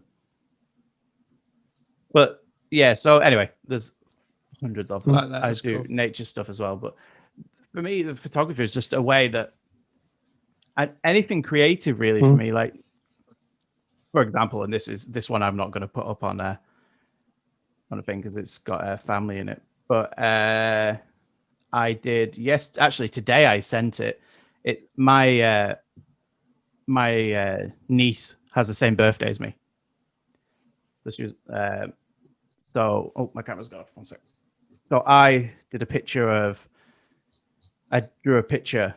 of they love Spider-Man, my niece and nephew. So I'm not the best artist either, but I'm trying to do digital drawing. So I drew them as Spider-Man and Gwen Stacy. With the Switch controllers in the background. Yeah, I was going to say the Switch controllers. Little Joy-Cons. So I did then say, but anything creative was kind of my little outlet. So my show and tell is creativity of because it keeps me sane anyway, I think. But yeah, no, that's cool. There's some images. I wish I was good at photography because that's something I'd really like to get into. But I feel like I think I think you can obviously learn it to an extent, but I think it's very much to have a natural eye for a shot, obviously, which you've got. It's so cool. But yeah, I invested in in a Canon. Like I told you before, I got a Canon 80D.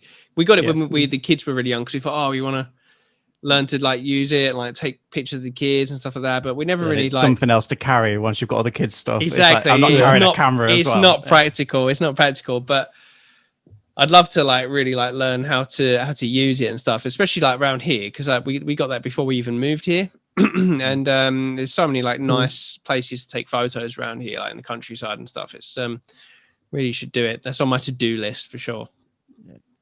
I think it definitely comes down to I don't have any photography skills. I don't have any special equipment. I have the one lens I use that came with it. I do need to buy some more lenses, but for me, the one look that I had is I have quite a good eye for detail. Mm-hmm. So framing stuff is something that I'm okay at, and I think I've been able to do some of that with Shifty Crab, obviously, with the overlays and some of the video stuff. That I think it's one of those things that it comes more naturally to me, whereas the academic stuff maybe doesn't. But the creative stuff was something that I think I've been lucky enough with. Anything, even music, really, I can kind of work it out in some way. But yeah, I love photography. I'm actually in the process. My friend who came to Casey's birthday said, because I have a canvas downstairs in the kitchen, and it's a panoramic canvas, so it's quite long, and it's of Camber Sands, which I don't know if you've ever been to it, Terry. It's down like on it's East Sussex coast, and it's a panoramic of the beach on there at sunset, but the colors like pinks and oranges and the reflection on the water. And he says, oh, where did you buy that from? I was like, oh no, that's my photo. I turned it into a panoramic. And he's like, you could sell that. He was like, people would buy that. It's a great like living room piece. And then I was thinking about it with my photos. I thought that might be a cool thing to do, because I have this Instagram that has like, well, it had 10,000 and odd followers at one point. I don't make any money off that. I put all the effort in.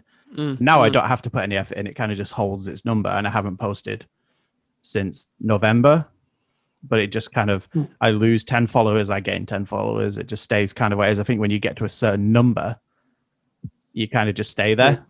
And then if I put the effort in, it would keep going up.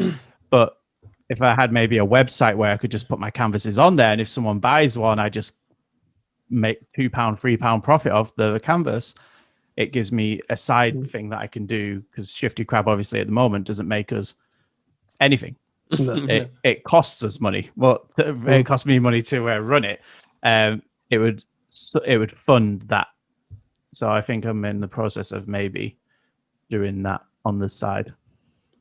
Some canvases. Nice. So that's my show and tell. I've showed and I've told. So I'm now going to choose who goes next, because you made me go. So Vince, you are next. Oh man, I don't really have much of anything. It's all right. It could be something that's just a prized possession. It doesn't have to be something that you do or anything. It's just show and tell. Well, you know me. Like, if there's anything I'm like super proud of, it's my entire Gears collection. Like, obviously you see back behind me, I have all the collector's editions of the games available. I have the consoles, like the Gears 3 360, the Gears 5 1X, and then on my desk here, because I was trying to work out maybe a streaming setup, the Gears 4 Xbox One S. Like, obviously it's taking me time to accumulate most of these things. Like, that's not even my entire collection of things. I have Gears books and comics down here. I've got pop figures over there. It's a lot. Like, it's one of my favorite game series. So, like, one of the things is, like, why wouldn't I want all the things? Why wouldn't I want to keep something that's something of my favorite? Like, I have a poster on the wall in front of this desk that I've had for years, really. Like, all these collector's editions are the original collector's editions that I've had for, I think Gears 1 was 2007. So I've managed to hold on to all these things and keep them in pretty good condition over the years. Like, everything's still with them. All of it's just, man, I have a lot of stuff. Essentially, a lot of stuff I want to hang on to too. Bit of a personal question. Like, Yeah. how much do you think you've spent in total on your Gears of War? You don't have to answer if you don't want to, but how much do you think you've thrown at it? I don't even know. Probably You don't want to thousands know? of dollars. Yeah, I don't want to know. What's the Because, most like, the expensive consoles item and- you have? The I'm guessing most the console. expensive item? Maybe the consoles. Like, How much was the those Lancer? the Lancer is 150. You might have like 3 of those. So Jesus. yeah. So those are the consoles, like the collector's editions of the games, like even the figures I have down here. Some of them are like limited Comic-Con collector's editions, which go for like $40-$50 each. Jeez. Some of them. But yeah, I have a lot. You can see It's probably Terry's way itching, too much. itching to talk about some of his collection in the background of like some of his prized possessions. Sure. Yeah. Yeah. But no, do you know what? Like, I wish my wife would let me buy those things. But no, I wish I had collections like that.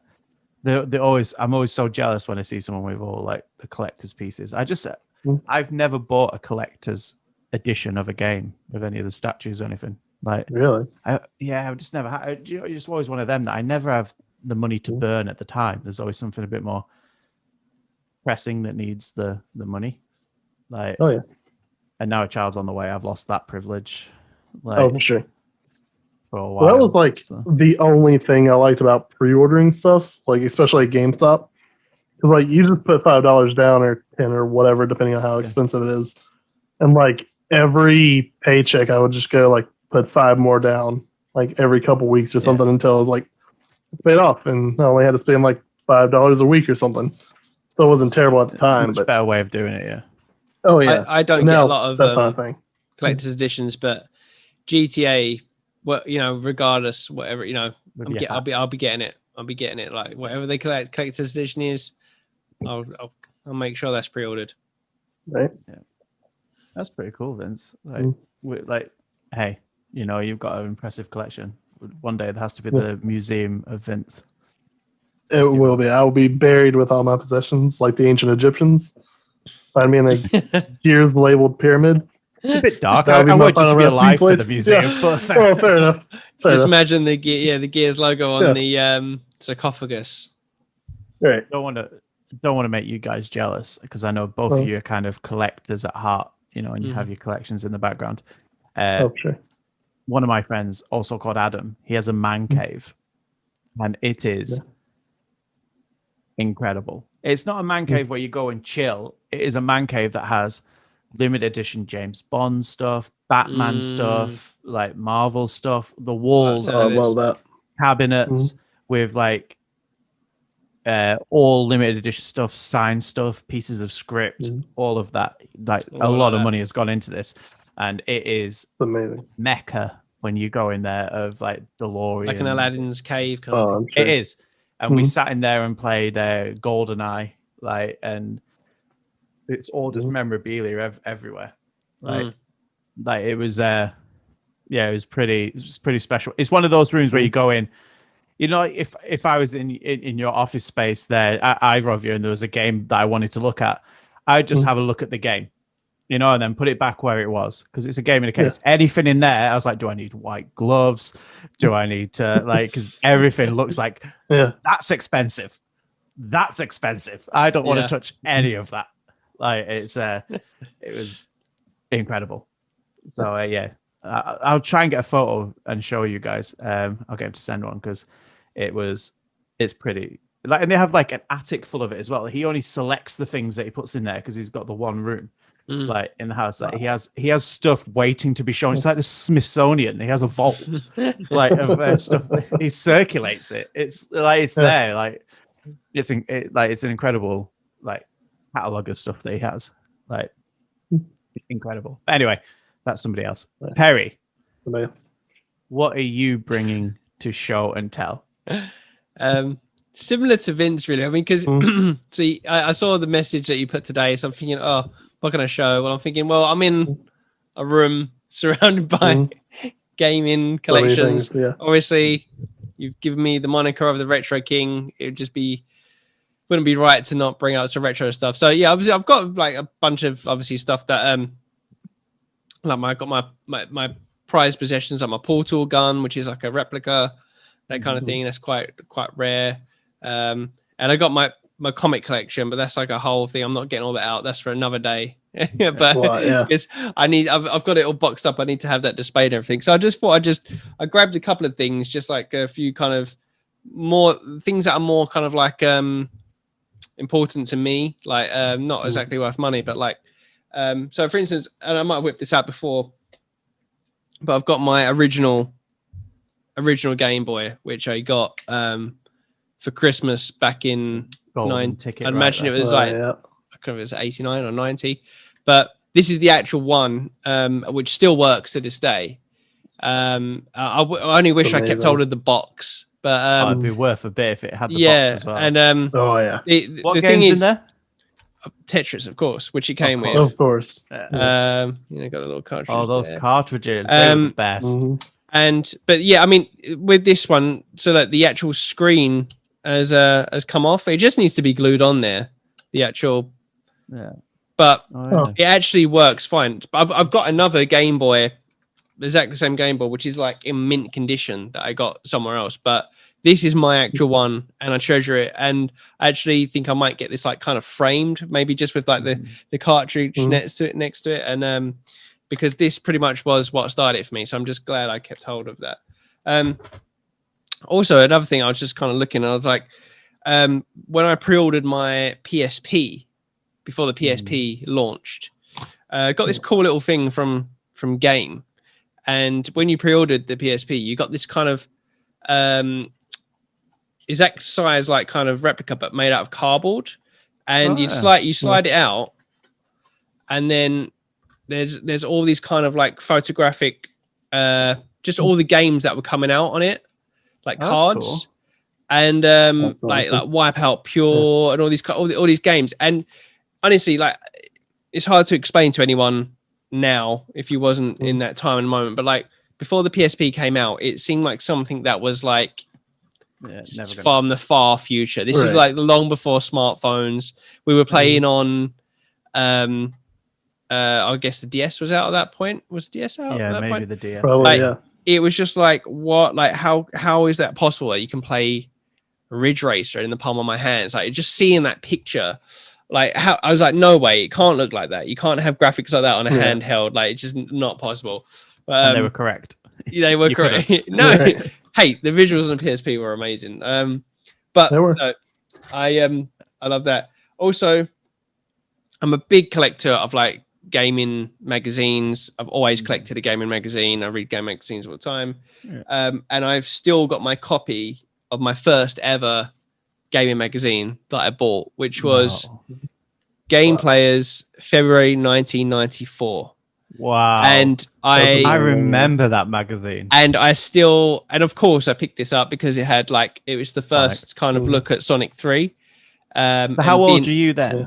So I would have been 7 then. The best age for Sonic. 7, we're talking like prime in my Sega fanboy prime days. Sonic 2 was my favorite game. And I remember seeing that and I probably read this as you did back, just probably cover to cover, like just nonstop. You knew every single panel of it. And and I just remember this big kind of feature for Sonic 3, and just kind of seeing all the screenshots and stuff, and just like, oh my god. But again, this is something that I want to kind of frame and kind of have that up in here somewhere, because like that was my first introduction to just like gaming media, and it's something that I've just always been obsessed with. Like, it's kind of led on to other magazines and podcasts and YouTube, and then doing this. It all started with this for me. And then also, speaking of Sega, this book is like the piece de la resistance of Sega. It's the Sega Mega Drive completed works. This was a crowdfunded project. So it's called the Sega Mega Drive / Genesis Collected Works, and it is like a complete It's just everything about the Mega Drive. It's like that's incredible. There's like photos, like high quality photos of all the things. There's like artwork, and my name is in the credits because that's cool. Because I crowdfunded it. So yeah, my name is in it. I can't actually find it right now where it is, but in the back there's like a whole list of all the people that funded it, and I got on it. And there's even like pull out blueprints of the console, like that's incredible. Wow. Things like that. It's an unbelievable piece. As soon as I saw that announced, I was like, I've got to order this. And because it was one of the first pre-orders, it was like, okay, you're going to be in the book. So I was like, well, happy with that. Just the blueprint thing, I saw something really cool that I really want to do, and I can't remember where I saw it. I feel like Greg Miller might have spoke about it a while ago and linked it maybe. A guy had taken like old computers like the PSP, the PlayStation, dismantled them, and then used that to make like a blueprint with the actual pieces in a frame. Oh, right. That's cool. Like, I think I've seen that. Shell. Yeah, I think I've seen that. Yeah. And I was looking, and you can get some non-working like shells of them and stuff like that pretty cheap. Of some of like I wanted to do the PlayStation history in different, apart from the PlayStation 5. I ain't putting that one in. Yeah. But yeah, like the PlayStation history and just frames of like do the blueprint with the motherboard, the controller broken down and all of that, and the casing parts of it. I really wanted to. Yeah, I wanted to have a look at doing that. I think I love anything like that, where the technical side of it. So anyway, I was thinking of doing something like on the walls. Like I don't know, I want to do something with controllers, because I've got like all the controllers. I'd love to do something like showing the evolution of the controller. You know, starting with the Atari joystick from the NES, like to the first analog sticks, and just where we're at now. I don't know how I'd do it though, the best way to do it, but yeah, same. I just love anything like that. I stumbled down a rabbit hole the other day of like, because I was looking, one of my Game Boys, like I said, it's in mint condition, but it won't power on properly. Like it comes on, then it just kind of switches off. And I think it's quite an easy fix for people that do it. So I was Googling and I found a website that does, because when I used to go to EGX, there was stalls, and there was this one particular company that did all Game Boys like backlit, and you know they rig them up and all this kind of stuff. And I was like, I'll find that website. And boy, I'd stumble down a rabbit hole, guys. And I'm just glad I didn't have the money in the bank to order this stuff, because it would have got messy. I mean, they do everything, like every Game Boy from like the original to the Pocket, to the Advance, everything like backlit. They rig them up with like USB-C connectors to charge them, like literally all different panels on there, colors, like you can get whatever you want, but we're talking serious money, like £250, stuff like that. But oh my god, love it. I don't know what it is for me about handhelds, particularly Game Boys. There's just something about the aesthetic to them. I think it's because there's something like they're like borderline toys, but also consoles. You know what I mean? Like I love, like if I'm getting personal about them. Yeah, and they're colorful, and they're just like so different. There's something so like, I don't know. I just love them. Yeah. And that's the only thing I find about the Switches that are lacking, is that I know that you can get colored versions and stuff, but they're very like a bit too modern, if you know what I mean. Like they're just a bit too like black, and like, you know, it's like I liked the old bright yellow Game Boy Pocket, you know. It's just like it was very bold and different. I know you can get like variation. Yeah. The yellow one. And there was. Do you have any more wall space in your garage, or is all your walls kind of filled up? Do you have somewhere to do that sort of stuff? Yeah, I've got like this wall like in front, behind me. I've got wall space there. Yeah, and there's wall space to the left of me here. So I've got, it's going to be more for like, I'll probably put up frames and pictures and stuff like that, because I've got all shelving down this side, so I don't really want to close it in anymore. it's weird to think that something goes on off camera. We only ever see this one angle of our, but then there's something always going on behind it or to the side of it or just like, out of camera. Just burning heaps of fire behind me here. What was that? There was one last thing. Oh yeah, this. So I keep all my whenever I go to like an EGX or stuff like that, I keep all my wristbands and stuff like that. And my favorite ever gaming expo that I've been to was the original UK PlayStation Experience, which was back in 2002, I want to say. It was my first gaming expo I'd ever been to. And it was honestly, it was just like nothing has competed like for me, like nothing has compared.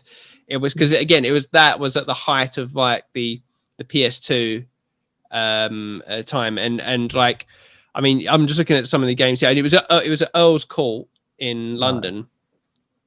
But imagine like EGX, but the whole show's PlayStation, like two floors of like an expo of just all PlayStation, the height of the PS2's life. I mean, I was so excited there. I remember to play Jack 2, Ratchet and Clank 2, Time Splitters 2, a lot of 2s. And the PlayStation 2. PlayStation 2, yeah. So let's just have a look. Like there was like Pro Evo 3, Ratchet and Clank 2, solid, yeah. Sonic Heroes, Soul Calibur 2, SSX 3, Lord of the Rings, Return of the King, pretty decent. What else was there? There was there's loads here. Beyond Good and Evil, Broken Sword, The Sleeping Dragon, Colin McRae, Rally 04, that was a decent one. What else? Gran Turismo. I was just going down the whole list of every game that was there.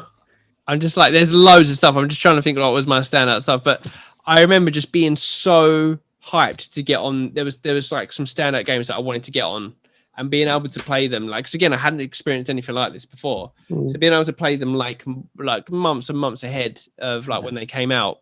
And I remember I've still got it as well down here.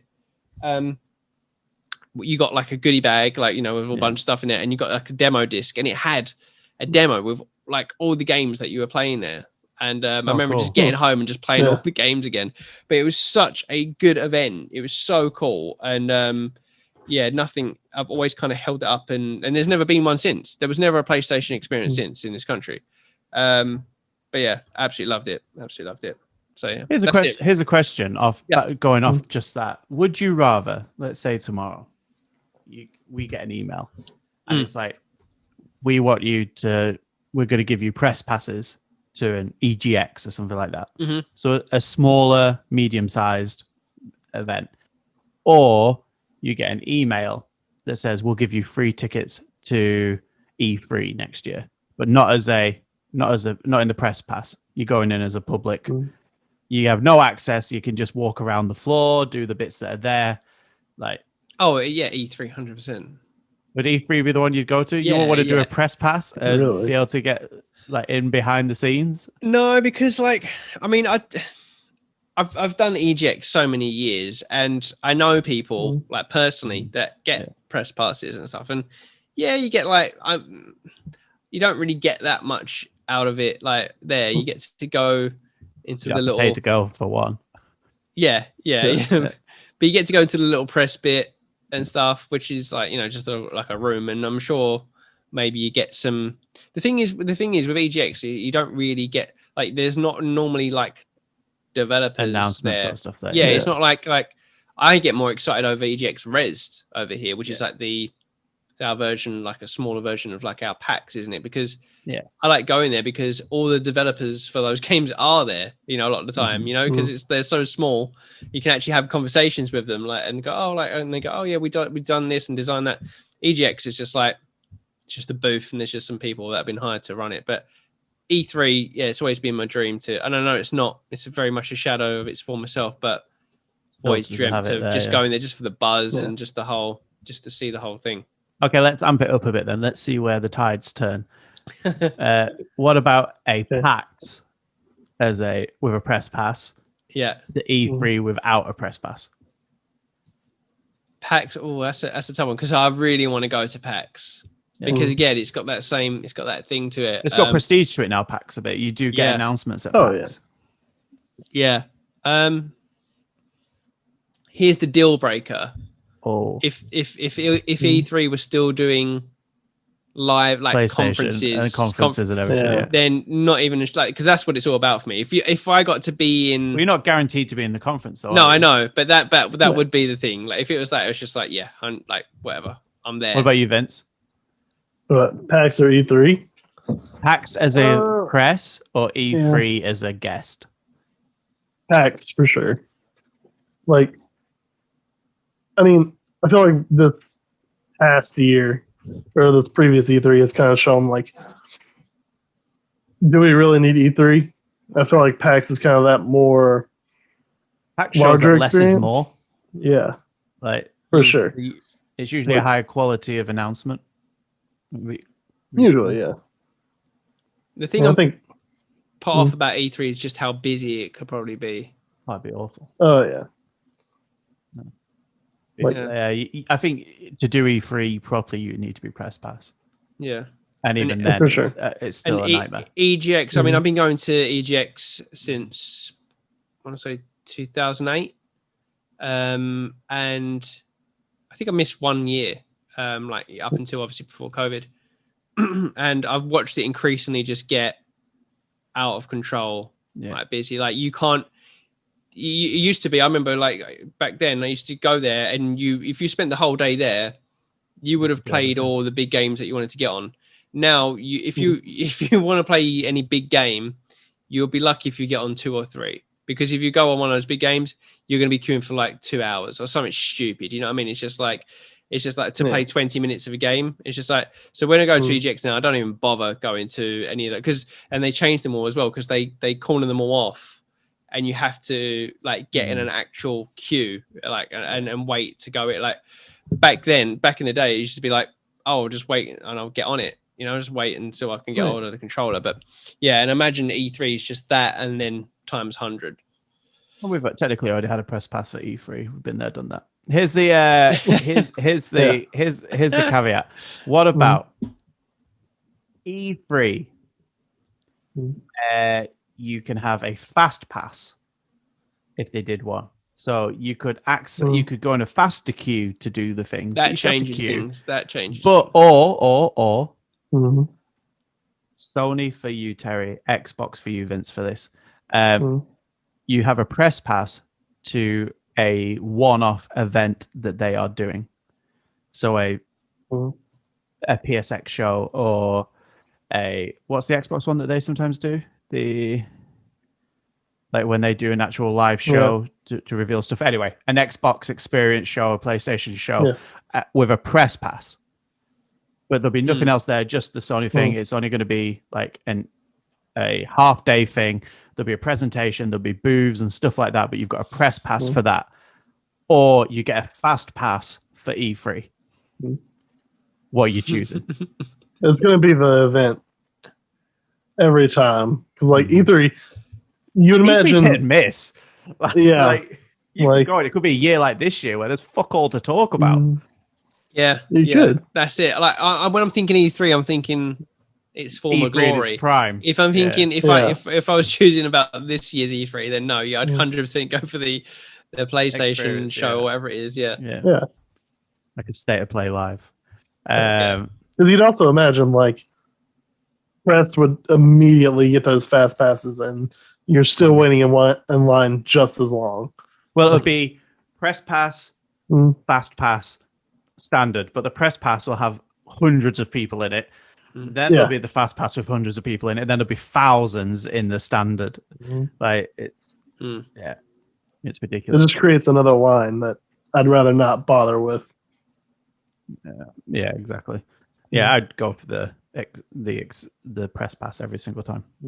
Yeah, but like, anywhere, I'll always choose anywhere where I can speak to the developers or something like more, you know, because that's always what I want to get out of it, in a chance to actually speak to the people behind it. Because my standout moment from any AGX still is when I got to ask Shuhei a question, and that was just kind of surreal. It was surreal. Did you ask him? So I didn't even know he was going to be there until the night before. Okay. I found out because I was just looking on the website, going, "Oh, I was like, Shuhei," because it was the 20th anniversary of that's when I got my my jacket, my 20th anniversary PlayStation jacket from Insert Coin, and so he was there for that, doing a panel talking about 20 years of PlayStation, which was so interesting. Just hearing him talk about the beginning years, all that kind of stuff, and so as soon as I heard he was there, I was like, "That's it! I am committing right now. I am gonna be there." Because first of all, obviously you got a queue to get into the theater for this talk, because there's no ticket system for this. No. I'm gonna be in there. I'm gonna get in there, and I'm gonna ask him a question. I'm gonna get in the queue to ask him a question. And ask. Yeah. So I'm thinking, what do I want to ask him? What do I really want to know? And at this time, Studio Liverpool had been closed, and Wipeout was no more.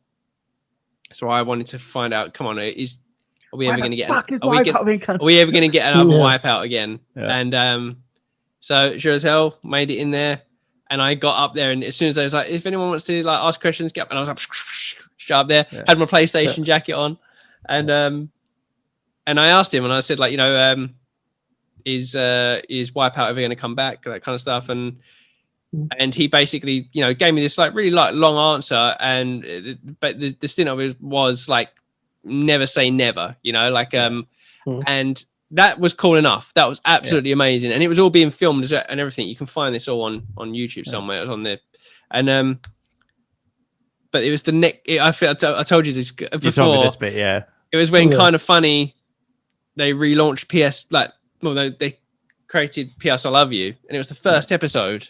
And I'm sitting and I'm doing the housework, like hoovering and that, and listening to the first episode and listening to it must have been like Colin reading the news, and then he's just going through the news articles, and he goes, "Never say never to a new Wipeout," Shuhei Yoshida says. I was like, "What the fuck?" And then he's like, "This is from an article on like GameSpot." And I'm like, "What is going on?" And I looked and there was like news articles on it and stuff, and I was like, "What the?" Crazy. And it was crazy, because I was just like, "Oh my god!" Like, just because I made that decision that I was going to ask that question, he's answered it. It's gone to a news article, and then now Colin and Greg are reading it as a news article, and then I'm listening to the podcast, and it's just like, it's just this really weird full circle thing. Crazy. That's such a cool claim to fame, though. Right? Yeah. I have a kind of claim to fame story. It's a very quick one. When I was at drama college, so before I went to drama school, drama school was my university, obviously. Me and a guy there called Dan, the drama college was great. It's basically saying, do whatever you want. You had your course, but you could use any of the equipment, go make anything you want. You just had to sign it out. So if it broke, you were going to be in trouble. So we'd have cameras, we'd go out into Kendall, which is where I was at college, and film and do bits. And we started to write this show, which is a bit like if you took what was Little Britain, so characters, but then mixed it with like the royal family, the TV program. So it's a family watching TV, and there was relationships going on there, dynamics, but then it would zoom into the TV and you'd see kind of like the shows that they were watching as well, which were almost like sketch shows and stuff like that. Yeah. So we started to write this show called The Catch-Up Night.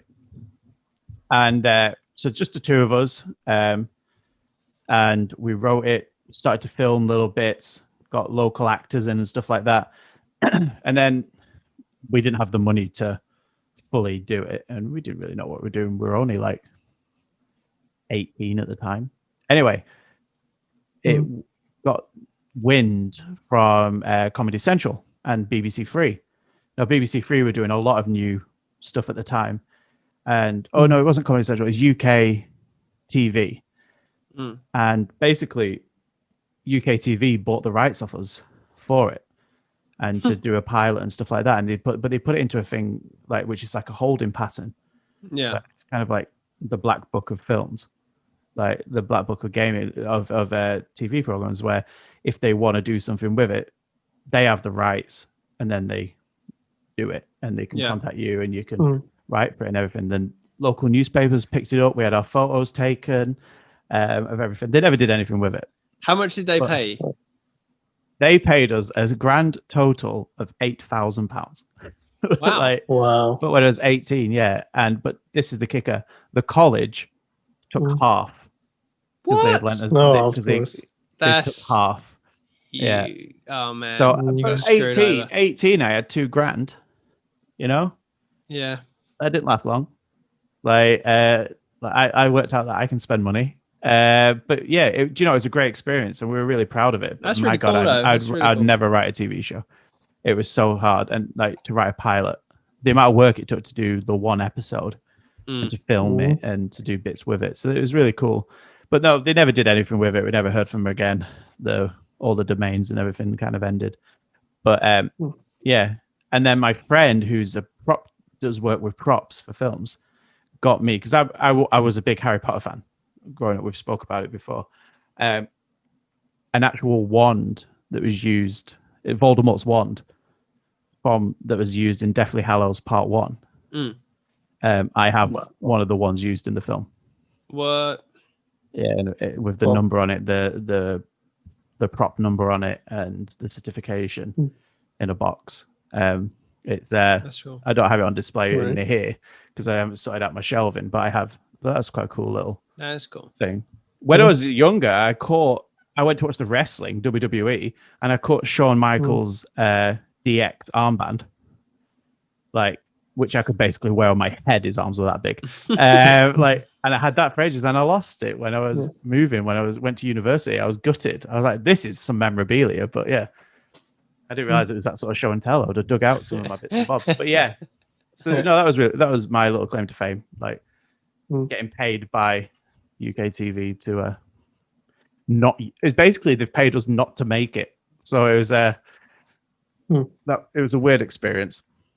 It was like, we now own this property. We may choose to use you, we may not. We may choose someone else to write it. But they never made anything similar, but it was there at the time. Still could happen. Still could happen. But that's kind of it, guys. It is 1:45 in the morning on a Wednesday. It is my birthday. Yes.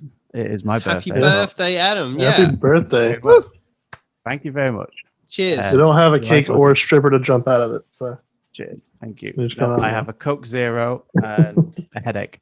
It's going well. So I'm going to get some beauty sleep because I'm going to need it now. What's your plan for tomorrow then? You got anything planned for your birthday week? No. Well, Thursday I'm going for a meal with Casey and her family. I don't think there's anything planned for tomorrow. I think Casey's working, so I'll just be looking after the dog. I'm going to just do some work. It's hard with COVID, and doing stuff. Moving to an area where we don't really know people either. It's a bit of a challenge, and I'm not that bothered by my birthday 100% anyway. It's not like it's a big year or anything. So I'm only turning 33, so doesn't mean anything really. I'm sure I'll just play some games and eat some food. But yeah, Sounds good. Good. Anyway, guys, as always, it's been my absolute pleasure to do this podcast, and I've been joined by the best beard in the business, Mr. Vince Haley. Always a pleasure. Never a chore. Never a chore, indeed. Except for Assassin's Creed has become so much of a chore. Yes, Assassin's Creed is a chore and isn't much of a pleasure. And joining us as well is the breaking news, number one journalist, the wipeout mole himself, the retro king, the pun master general, Mr. Terry Jeffs. Terry, thank you. Never say never. Never Shuhei. Never say never to Wipeout. And hey, we did get it back again. We got it in some form. This was before the Omega collection, so he was right. It came back. We got it on the PS4, guys. He was right. Maybe I made that happen. Just saying. So maybe. Harry is the trendsetter. He makes things happen. Mm-hmm. So, and I have been me. You have been you. And as always, stay shifty.